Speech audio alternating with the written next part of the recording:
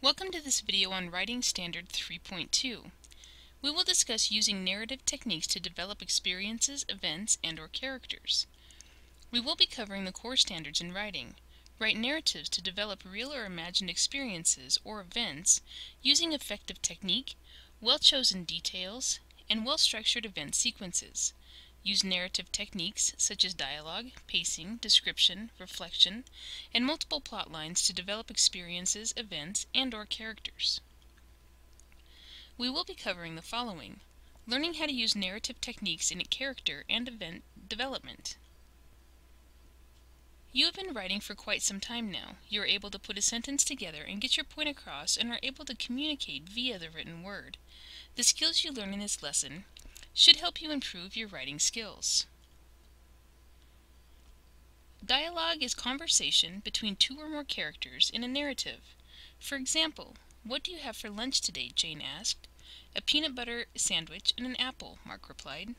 Dialogue lets the reader know what the characters in a story are saying to each other. Pacing is a manipulation of time. It has been described as cutting everything out but the good parts. The elements of time in a story include the time of day or period, flashbacks, and foreshadowing. Elements of time include when the story is told compared to when it takes place. It also includes at which point in a character's life it begins. It could start at his birth and end with his death, but many stories are more limited to a certain length of time in a character's life. To keep the pacing in a story, a writer will generally cut out what is not necessary to the plot. For example, a story would get quite long if the author described what happened while a character slept. Things like that are usually left out for pacing unless it helps forward the plot. To describe is to convey in words the appearance, attributes, or nature, etc. of something. A writer could say something like, "Paula stood by the tree." That would give the location of Paula, but not much else. With more description, it could be, "Paula stood by the tallest oak tree in town, over 5 stories high. Its leaves rustled in the spring wind, whispering like excited children." With more description, we now know the size of the tree, which tree it is, and what the season is. To reflect on something is to think, ponder, or meditate. In literature, a character can think about something in the past or wonder about what may happen in the future.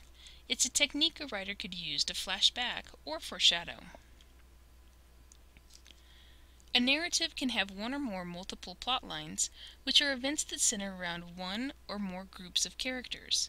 These plot lines may or may not be of the same importance, as there can be a main plot and one or more subplots.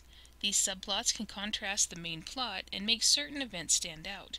For instance, a plot can revolve around a certain character and reveal her evil past. A subplot could encompass a secondary character and her quest for good. At some point, these two plot lines could merge and it could be discovered that the good character is the illegitimate daughter of the evil character, making for a more interesting story. Writing a story with dialogue, description, and reflection brings a story together and helps forward the plot. Pacing is necessary to keep interest up. Multiple plot lines is another technique used to maintain reader interest. All of these put together will bring about a character's experiences and events that they encounter or experience. Read the following story. Pause the video if necessary.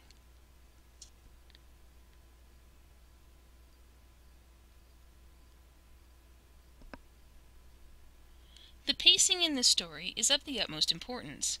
If the author had described everything that had happened in the amount of time it took for the tree to grow up, days, months, decades, this would have ceased to be a short story.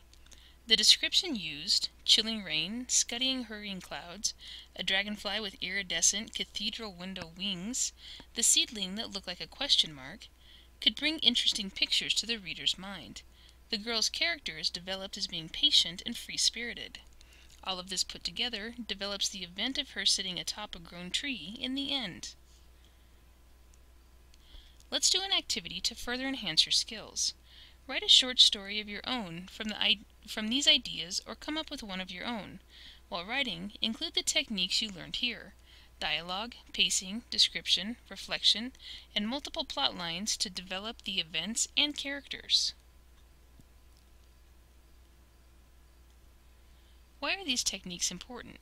Techniques like these are necessary to writing an interesting story. These are the tools to use to make an okay story into a great one. Who uses these techniques? Authors all around the world use these techniques. Next time you pick up a book, make a note to look for them as you read. How can I use what I learned here?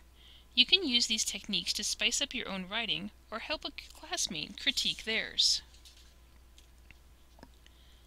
As a student, you're expected to use narrative techniques such as dialogue, pacing, description, reflection, and multiple plot lines to develop experiences, events, and/or characters.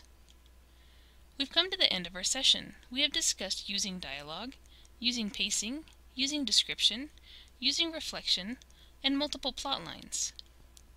By the end of this session, you should know or be able to do the following. Use narrative techniques in character and event development. This information should help improve your writing skills. Good luck with your writing!